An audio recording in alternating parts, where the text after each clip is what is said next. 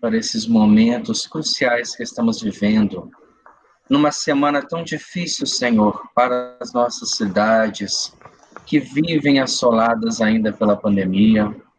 Nesse momento onde os nossos governantes nem sempre pensam da mesma forma, nós te pedimos, Senhor, que a sua paz, que a paz espiritual de um país evangelizado possa se fazer presente.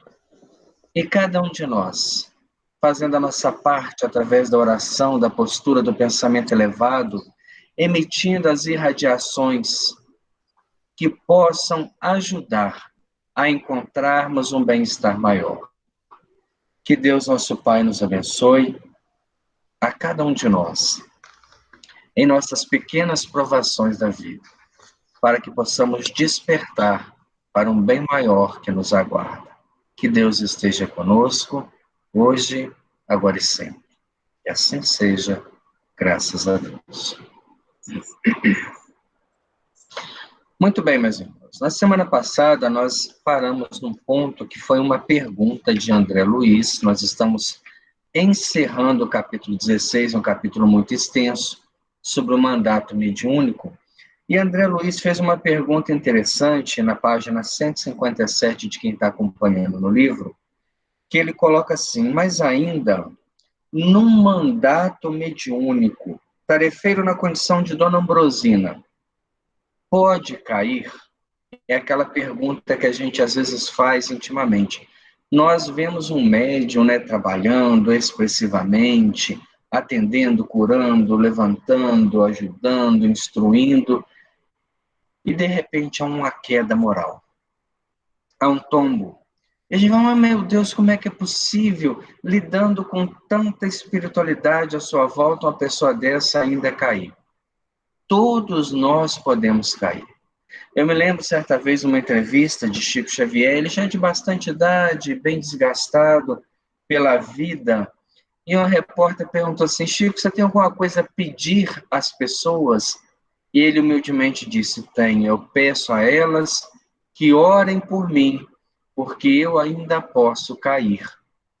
E eu fiquei pensando, falei assim, meu Deus, como é que uma alma dessa pode cair? Então, se ele pode cair, eu já estou caído há muito tempo.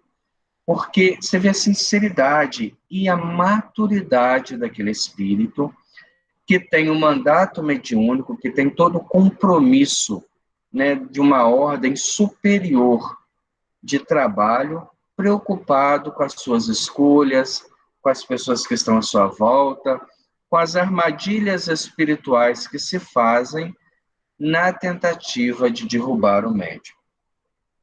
E Aulus responde a André Luiz: como não?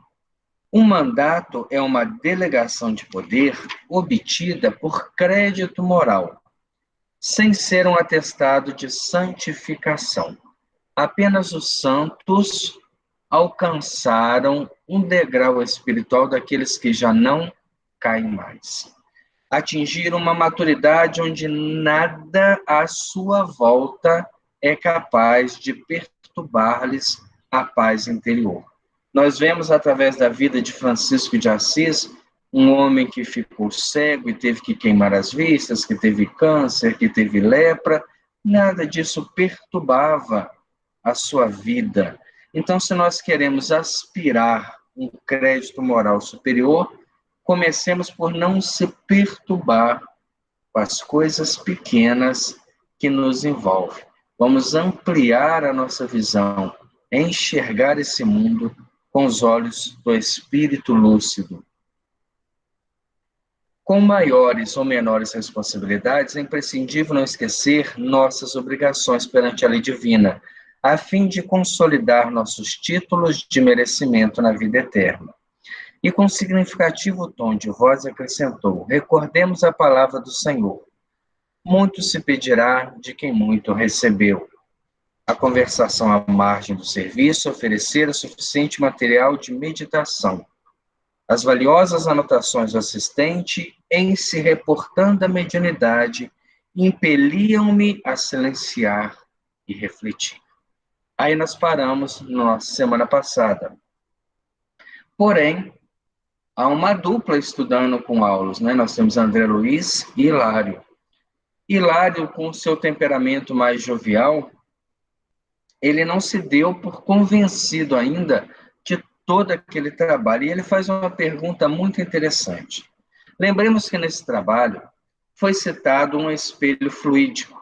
O médium está lá psicografando, é feito os pedidos, há uma consulta nesse espelho fluídico para fazer um diagnóstico daquele ser a quem está sendo pedido.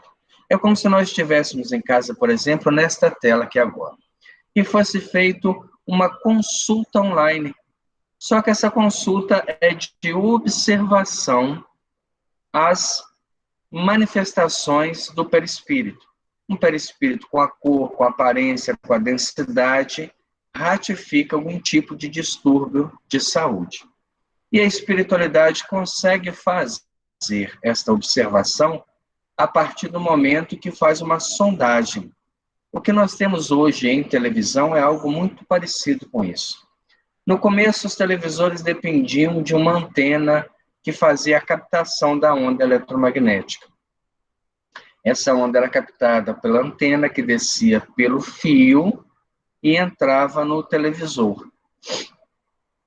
E ali dentro ela passava por um processo de decodificação dessa onda, transformando em imagem e som. E assim foi evoluindo lentamente, das antenas internas, antenas externas, antenas parabólicas, as antenas, né, de pacotes aí de televisor. E agora nós temos a chamada televisão smart, que é aquela que faz a captação da onda eletromagnética via, né, a computação. Então, uma televisão que funciona como um computador.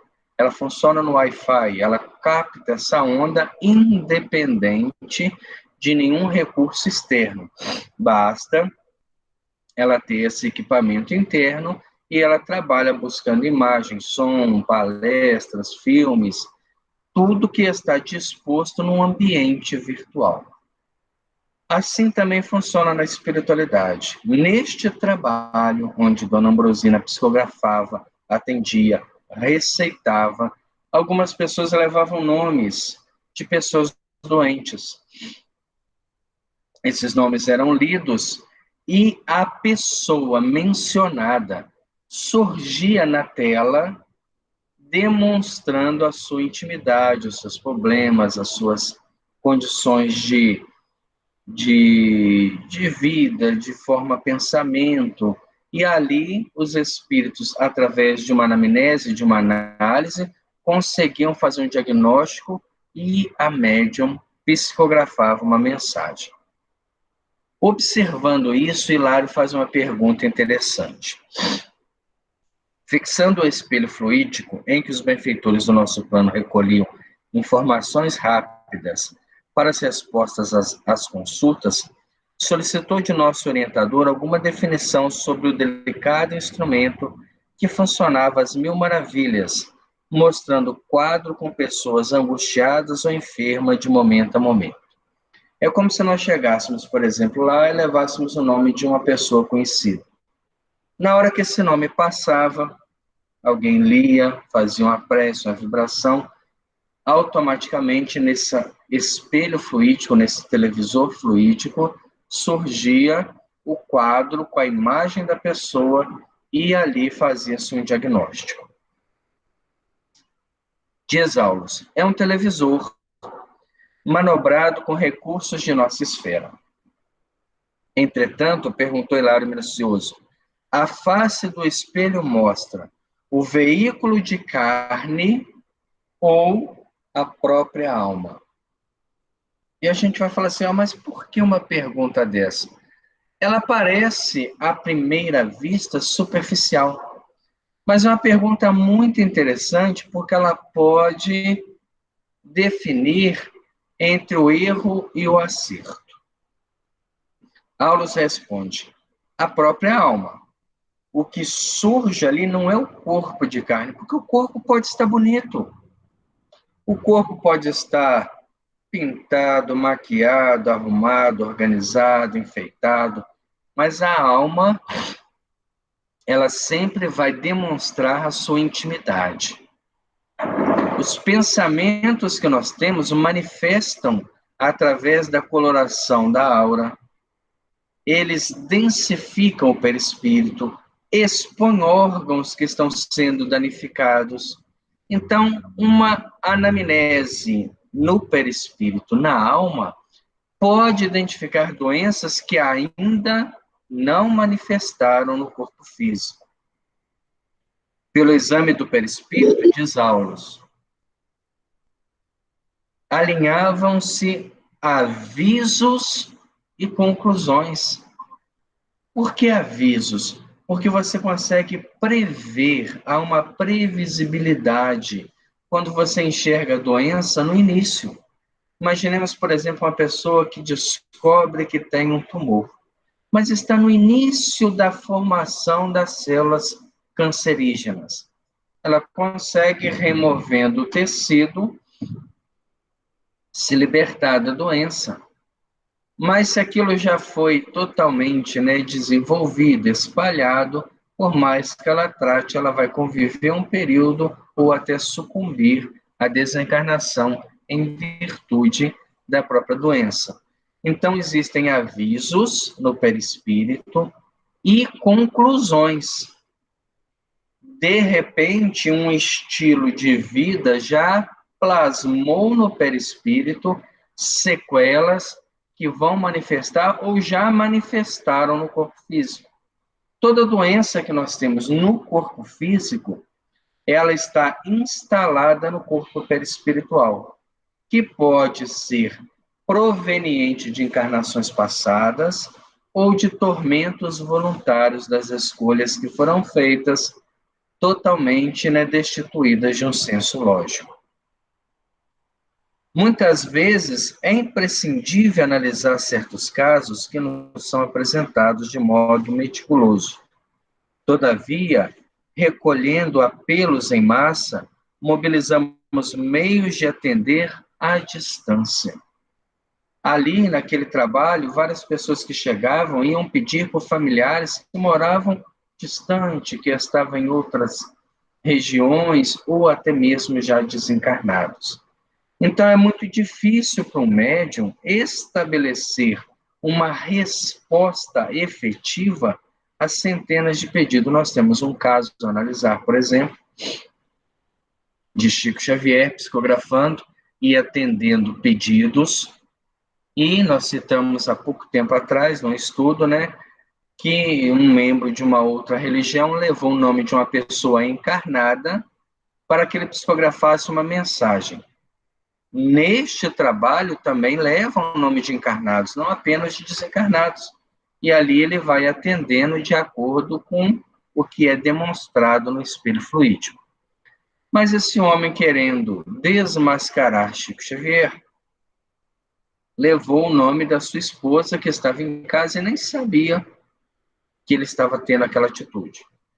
E foram falando os nomes e Chico psicografando uma mensagem para a Câmara e falou o nome que ele levou. Naquele momento que falou o nome, houve uma mensagem. E ele achou que ali ele havia desmascarado, porque falou, agora ele se equivocou. Agora eu tenho um artifício para me poder desmascarar. Então ele se apresentou rápido, ele foi lá na mesa pegar a mensagem para ler, e quando chegou lá ele disse, a mensagem dizia, meu amigo, não brinque com coisa séria. Esta pessoa está encarnada, mas está doente. Como é que os espíritos viram isso? Porque viram seu perispírito e ali diagnosticaram algum distúrbio. E segue uma receita homeopática do Dr. Bezerra de Menezes. Ainda deu uma receita para ela. Mas isso é fator para médiuns seguros, que tem um grande amparo espiritual. Imaginemos nós na situação dessa. A gente começa na psicografia, começa no atendimento e passa por uma questão dessa delicada, onde alguém leva o nome de um encarnado ou não, e isso faz com que a gente não saiba responder, perca totalmente o equilíbrio ou se complique diante daquele quadro. Para isso, Continua explicando Aulos. Trabalhadores das nossas linhas de atividade são distribuídos por diversas regiões, onde captam as imagens de acordo com os pedidos que nos são interessados, sintonizando as emissões com o aparelho receptor sob nossa vista. Então, vamos supor que um médium atendesse numa cidade lá no Rio de Janeiro, e alguém levasse o nosso nome para que pudéssemos ser atendidos. Naturalmente, de lá, eles enviariam um pensamento a algum representante nesta região, nesta área. Este representante da cidade ou da região localizaria um representante na rua, que localizaria a nossa casa, e aonde algum espírito fizesse a captação das imagens e fizesse essa transmissão para que chegasse até lá de forma mais rápida possível. Aí ele faz a comparação. A televisão que começa a estender-se no mundo, lembremos que o livro da década de 50, pode oferecer uma ideia imediata de semelhante serviço, salientando-se que entre nós essas transmissões são muito mais simples, exatas e instantâneas. Então, nós vemos que a espiritualidade tem meios de trabalho que nós desconhecemos. De que forma que a comunicação chega a uma certa distância? Não há mágica nisso.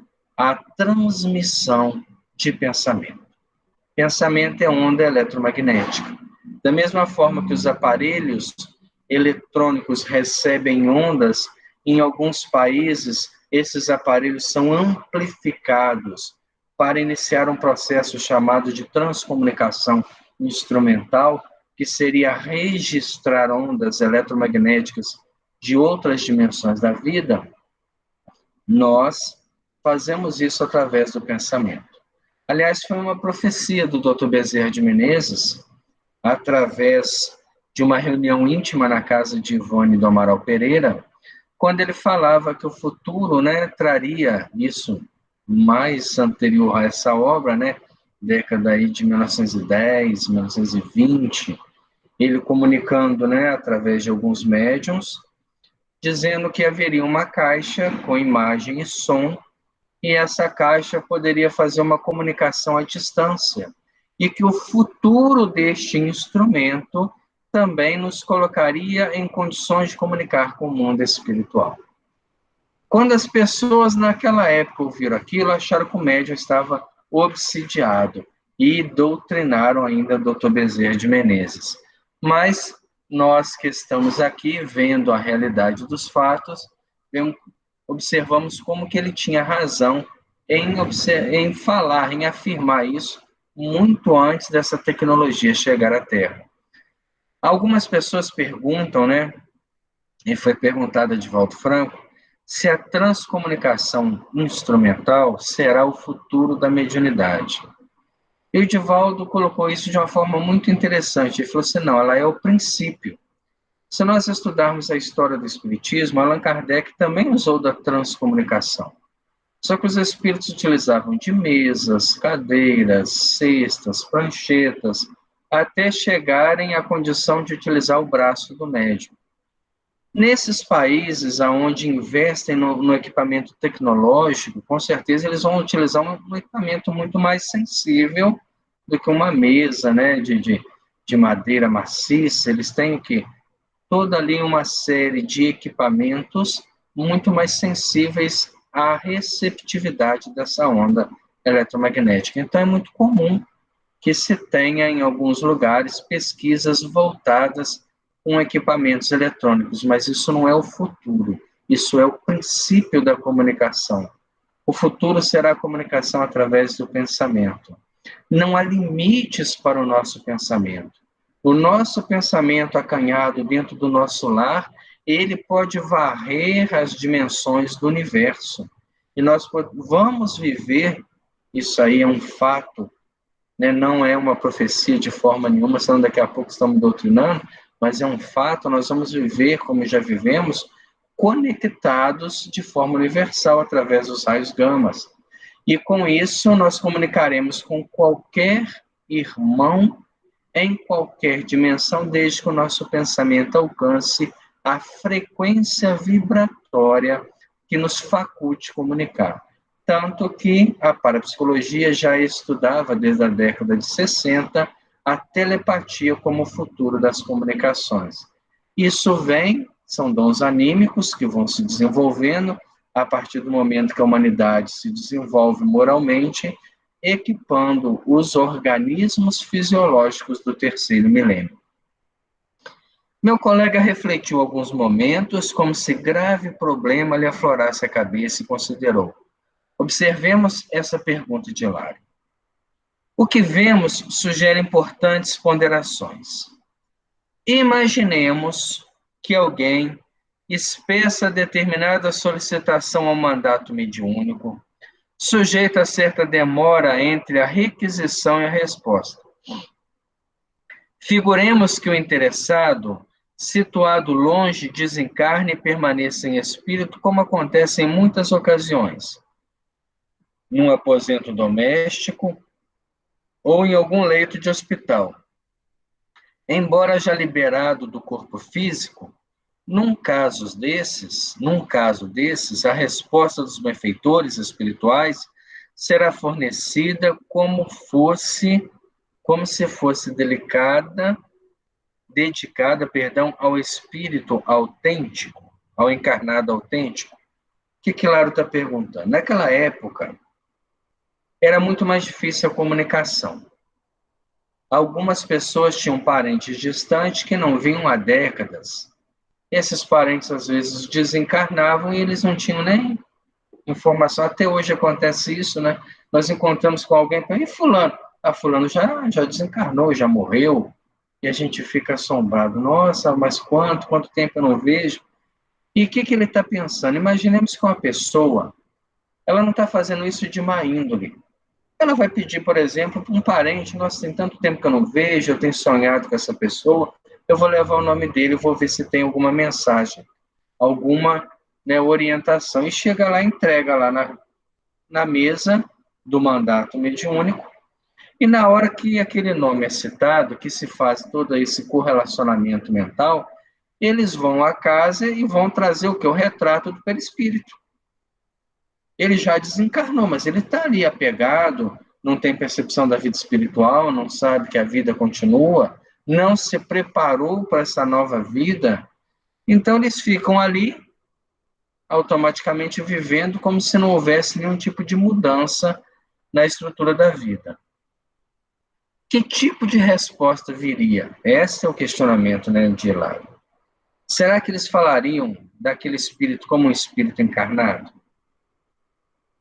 Aulos coloca assim: isso pode ocorrer em várias circunstâncias.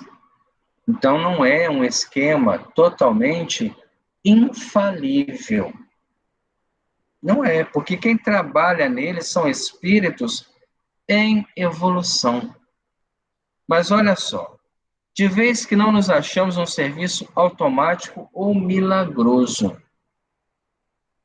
Na hora que aparece ali, qual que é o foco dessa transmissão? Uma anamnese no perispírito, um estudo de caso. Se está doente, se não está, se está desequilibrado, se está enfermo, se está aflito, se precisa de algum tipo de tratamento.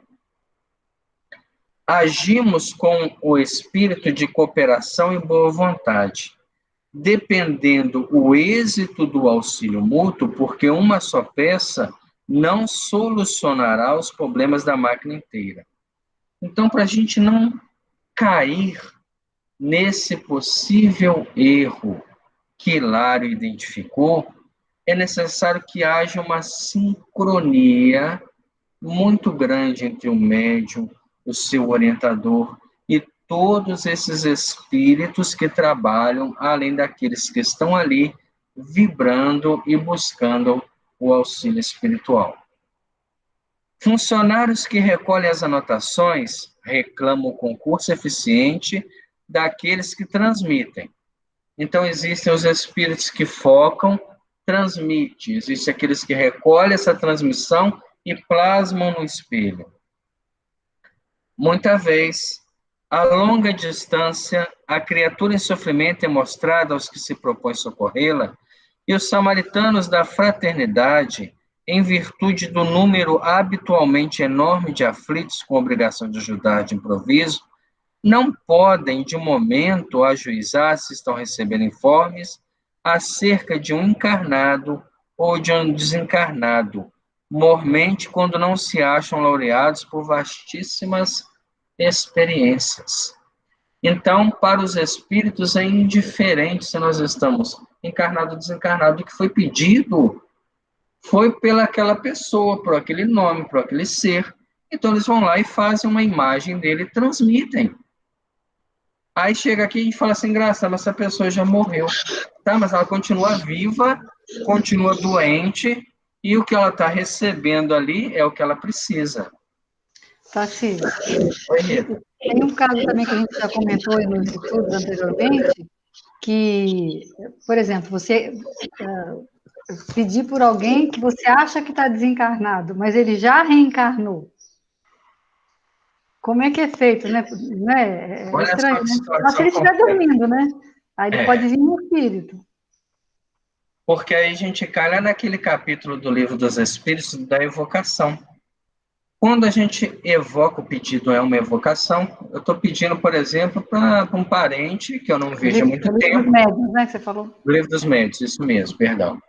E esse parente meu, ele já reencarnou. Então, quando vai fazer um diagnóstico, talvez venha diferente da realidade que eu conhecia. Ah, mas agora ele está bem, agora ele está, né, tá com saúde, está num corpo novo. Aí a gente fala assim, o médium está perturbado.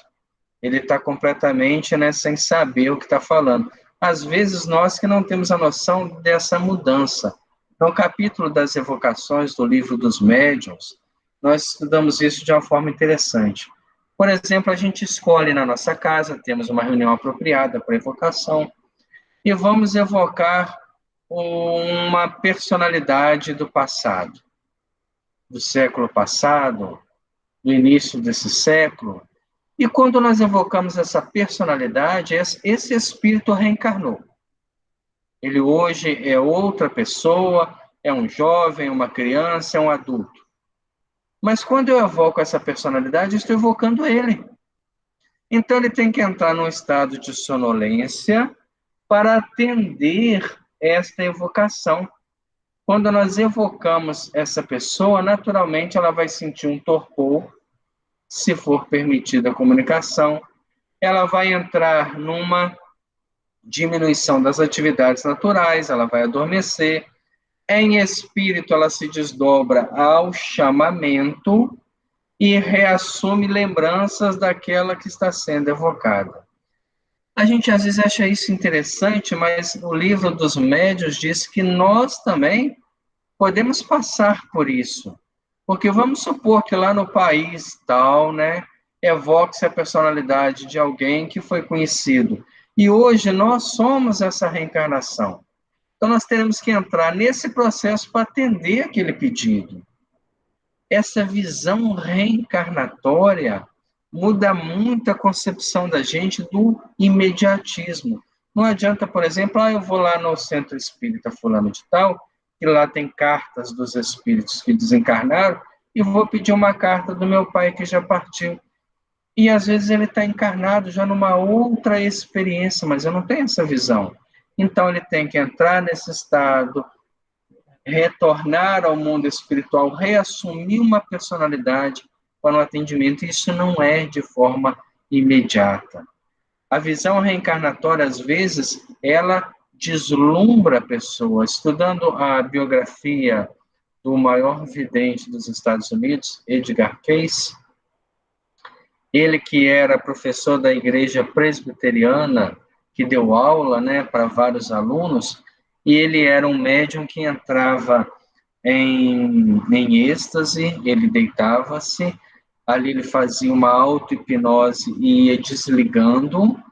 Naquele momento, ele conseguia entrar em contato com a espiritualidade. E nesse contato ele fazia visões, leituras, como ele mesmo chamava, e essas leituras e visões, muitas foram certas. Só que certa feita ele começou a fazer leituras de vidas passadas, dele e da família dele. E aquilo perturbou muito, porque ele havia lido a Bíblia uma vez por ano durante mais de 50 anos e não havia observado a reencarnação na Bíblia. Então ele passou a estudar a Bíblia sob uma outra ótica, até que ele encontra a reencarnação escrita nessas entrelinhas. Nós acreditamos na reencarnação, mas ainda não temos a visão reencarnacionista, como a Rita colocou. Às vezes eu vou lá no médium, eu preciso de uma mensagem, é um parente meu, já morreu há tanto tempo, tá, mas ele pode estar reencarnado, ele pode estar numa outra experiência de vida. Então, essa comunicação é uma comunicação mais delicada, que precisa que ele adormeça nessa vida, volte ao mundo espiritual, retome a personalidade, que eu aguardo a resposta para que ele responda aquilo que a gente quer. Então, não é nada imediato, não é milagroso. Há uma mecânica nesse processo todo que demanda serviço, disciplina, atitude e tempo. Por isso, nem sempre os nossos pedidos são respondidos de forma imediata, porque nós, às vezes, desconhecemos a problemática que envolve todo o caso. Em certas situações, continua Aulos, os necessitados exigem auxílio intensivo em pequenina fração de minuto. Assim sendo, qualquer equívoco desse já é perfeitamente admissível. Não espere nada nessa fração de minuto. Tudo leva tempo. Nós mesmos, quando chegarmos ao mundo espiritual, em virtude do desencarne, nós vamos levar um tempo de adaptação. Depois vamos levar um tempo, de convivência.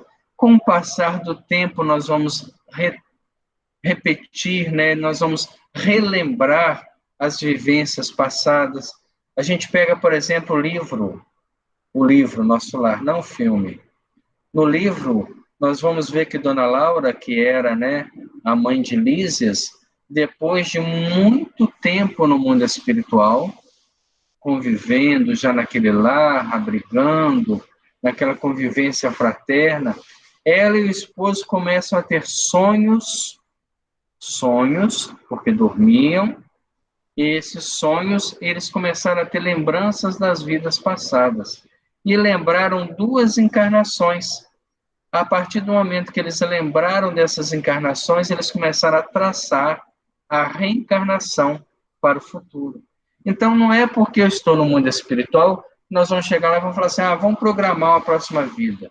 Não, depende. Essa próxima vida, ela vai ser uma equação contínua de tudo aquilo que eu já vivi e daquilo que eu estou vivendo. Mas isso tornou Hilário ainda não satisfeito. Não seria perturbar o serviço da fé? Se fôssemos nós os encarnados, não julgaríamos tal acontecimento como sendo inútil resposta enviada a um morto? Não, Hilário, disse Aulos. Não podemos situar a questão nesses termos. Quem busca sinceramente a fé encontra o prêmio da compreensão clara e pacífica das coisas, sem prejudicar-se diante das contradições superficiais aparentes. Nesse ponto do diálogo, o assistente meditou um instante e observou. Mas se os consulentes são exemplares da leviandade e má-fé, abeirando-se do trabalho mediúnico no propósito deliberado de estabelecer a descrença e a secura espiritual, semelhantes resultados, quando se verificam, serve para eles mesmos como justa colheita dos espinhos que plantam, de vez que abusam da generosidade e da paciência dos espíritos amigos, e recolhem para si mesmo a negação e a tortura mental.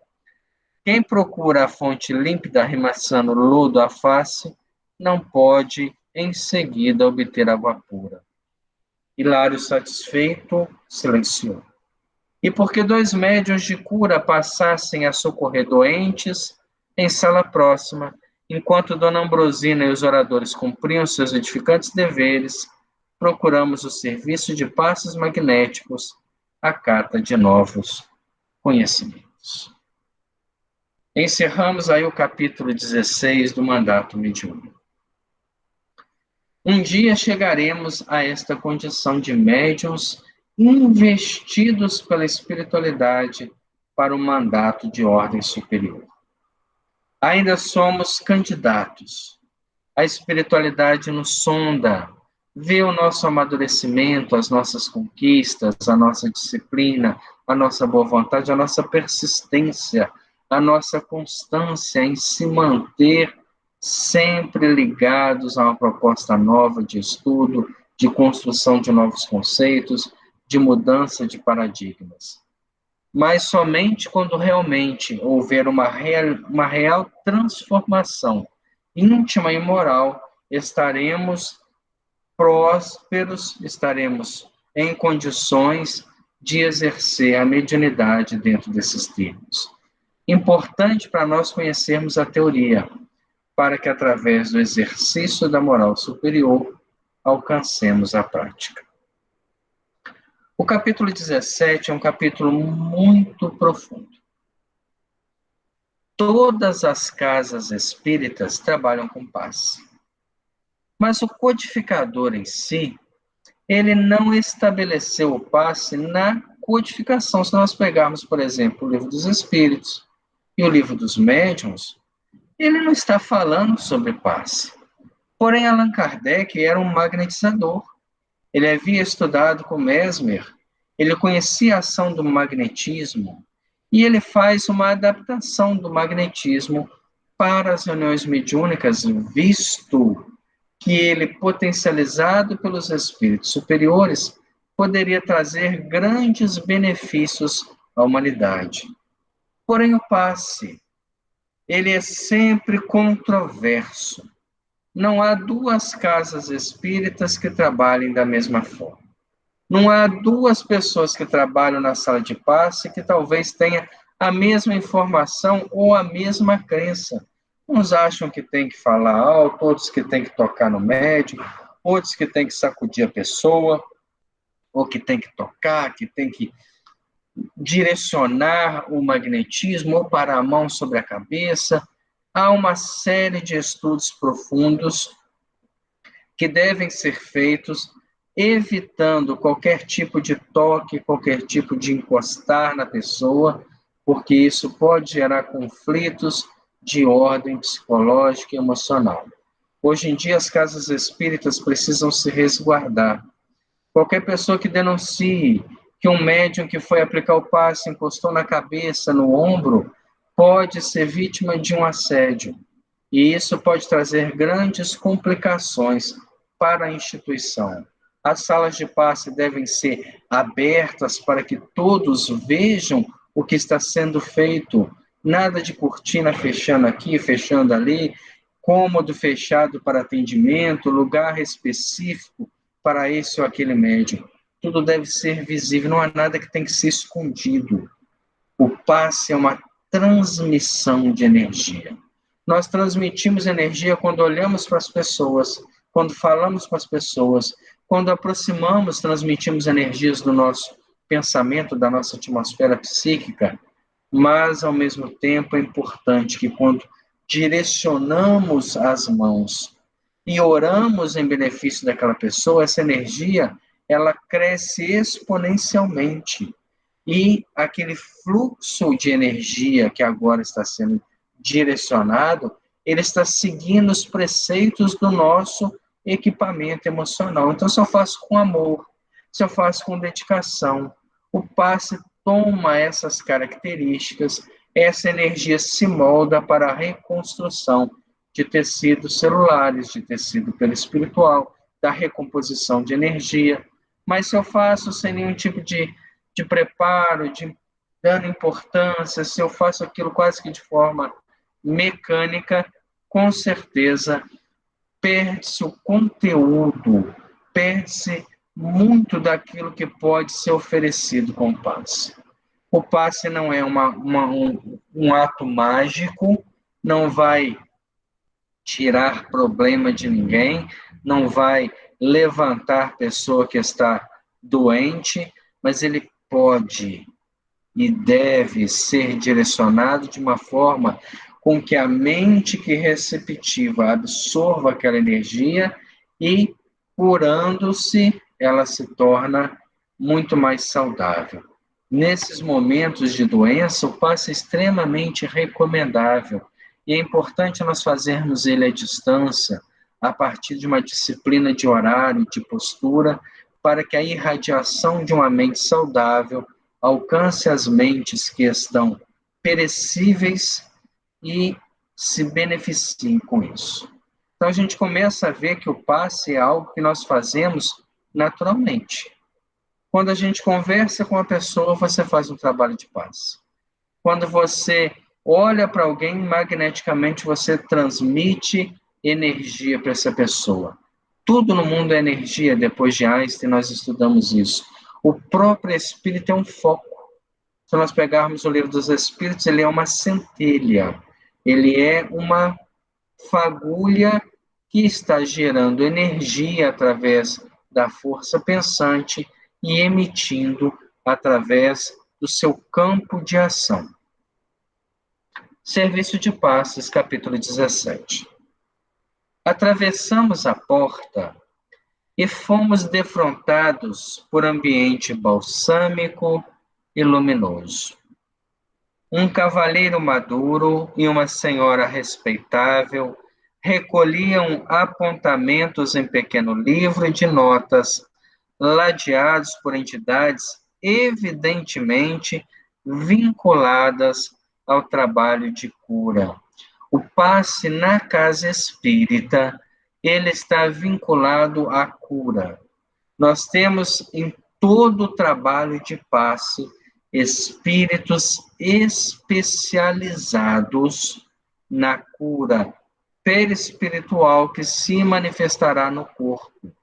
Então, quando eu entro para o trabalho de passe, quando eu abro a sala de passe e tento entrar nesse mundo com pensamento, imaginando aquilo ali, um laboratório químico, de medicamentos, um centro de atendimento, onde nós temos uma série de espíritos que são habilitados a trabalhar nesta área.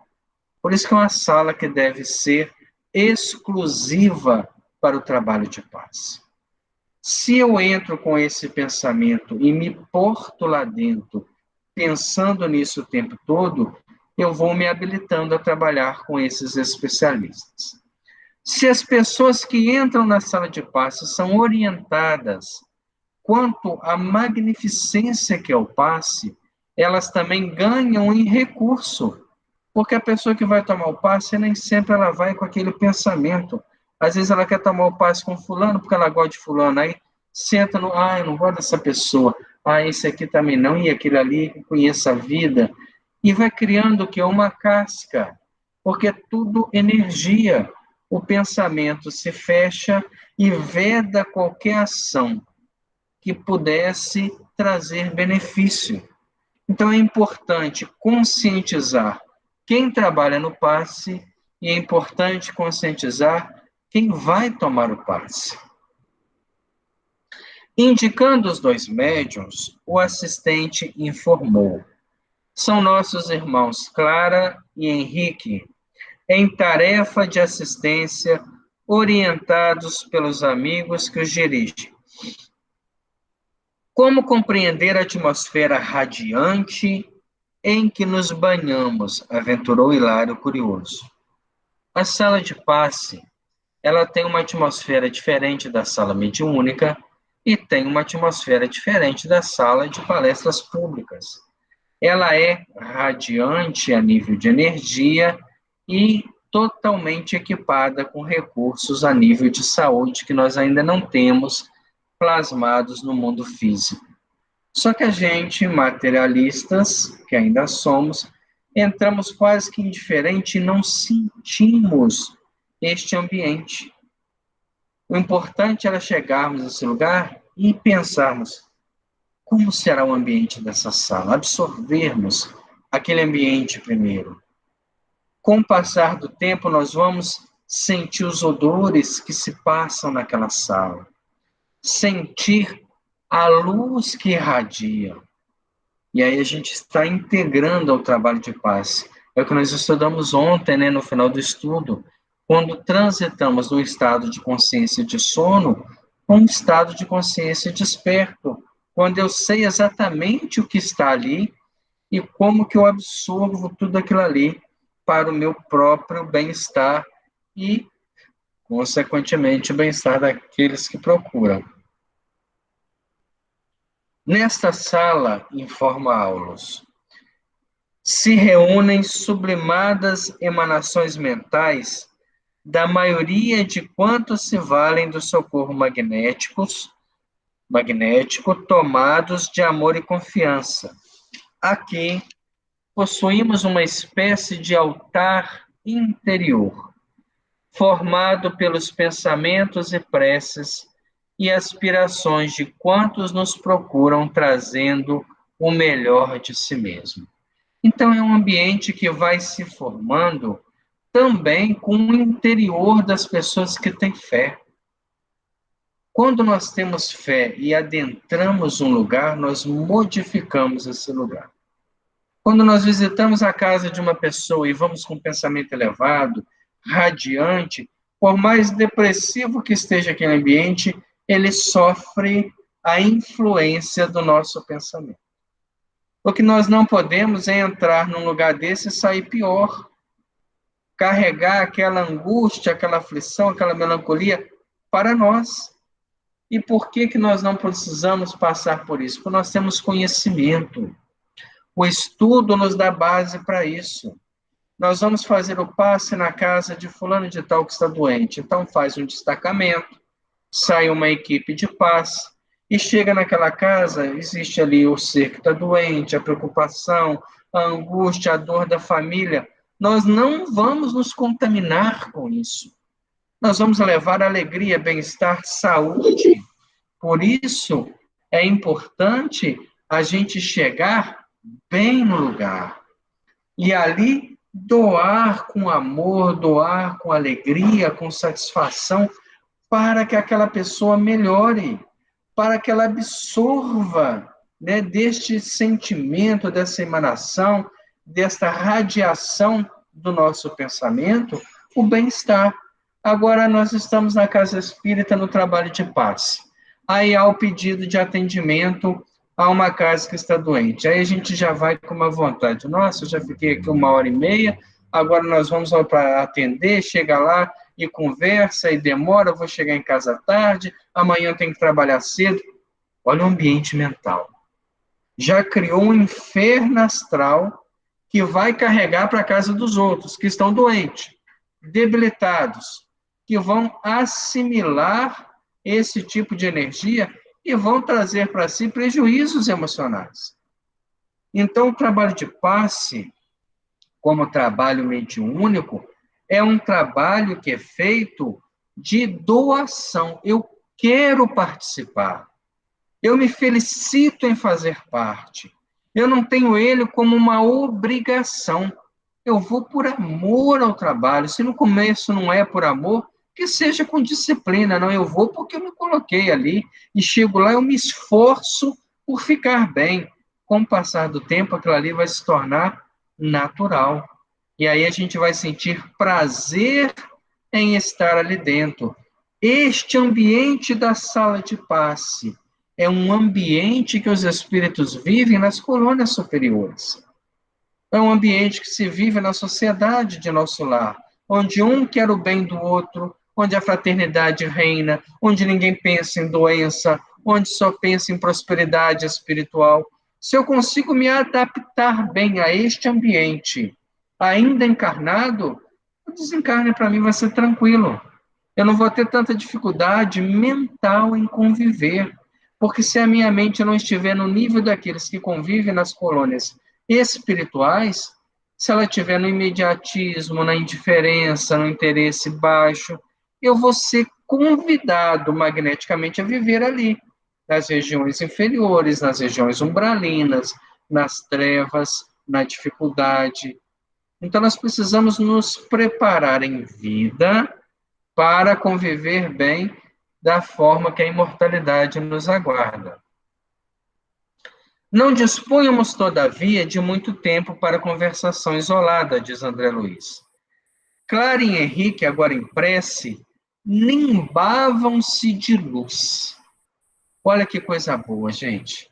Imaginemos nós, na nossa condição espiritual ainda pequena, e quando eu falo nós, eu falo para mim, pequena, adentrar um trabalho de paz, fazer aquela leitura preparatória e orar, mas com sinceridade da alma. Senhor, eu sei que eu sou pequeno, mas nesse momento torna-me instrumento de paz para aqueles que aqui vêm. Nesse momento nós nos iluminamos, nós ascendemos a classificação dos espíritos iluminados. Como isso é importante para nós? Como que nós temos isso como uma oportunidade dentro da casa espírita e nem sempre encaramos com com espetáculo de luz que envolve o trabalho de paz. Dir-se-ia, diz aqui André Luiz, estavam quase desligados do corpo denso, porque eles projetam a mente, o ser espiritual, além das dimensões do corpo físico, e iluminam-se com aquele ambiente. Se mostravam espiritualmente mais livres, em pleno contato com os benfeitores presentes, embora por si mesmo não pudessem avaliar. Eles sentiam aquela dispersão do perispírito, mas não conseguiam avaliar a dimensão que agora eles obtinham pela prece e pelo ambiente. Quando estivermos de volta às casas espíritas, que Deus permita que seja em breve, e tivermos a oportunidade de trabalhar no serviço de paz, lembra desse pedaço. Lembra de orar e de se libertar dos limites físicos. Nesse momento, a espiritualidade superior que trabalha neste trabalho de passe estará entrando em contato direto com a nossa aura, estará plenificando-nos de luz para o trabalho que nos aguarda. Calmos e seguros, porque conheciam a teoria, pareciam aurir forças revigorantes na intimidade de suas almas. Guardavam a ideia de que a oração lhes mantinha o espírito em comunicação com o invisível e profundo manancial de energia silenciosa. Ante a porta ainda cerrada, acotovelavam-se pessoas aflitas e bulhentas, esperando o término da preparação a que se confiavam. Do lado de fora, o sofrimento, a aflição, o imediatismo, a tristeza, a desilusão, a depressão, a angústia. Do lado de dentro, a luz. A luz não pode se comprometer com sentimentos inferiores. Nós temos que manter elevado esse nível para aqueles que vêm e encontrem a substância positiva e saiam da sala de passe planificados. O que acontece às vezes e que a gente vê relatar? Nós tínhamos o trabalho às quartas-feiras no Aldernes, era um trabalho voltado para a cura. E uma pessoa deu um depoimento muito interessante. Ela disse à equipe de trabalho, e nesse dia eu estava lá: eu saio do trabalho de passe sem sentir uma dor no corpo. E já era uma pessoa que tinha uma série de deficiências, pela idade, limitações, a decrepitude muscular, a falta das massas, do próprio desgaste das articulações. Eu desço as escadas do Aldernes, bem, mas é só pisar na rua que tudo volta. Eu não consigo levar para casa o benefício que eu alcanço aqui dentro. É o pensamento. Enquanto eu estou dentro da aura da casa espírita, eu mantenho o meu pensamento elevado. Uma vez que eu pisei na calçada, eu retorno às preocupações do mundo material. E neste retorno, a minha mente expulsa os benefícios que ainda não agiram totalmente na revigoração do próprio corpo físico. Há pessoas que dizem, como seria bom se eu pudesse levar este ambiente para minha casa.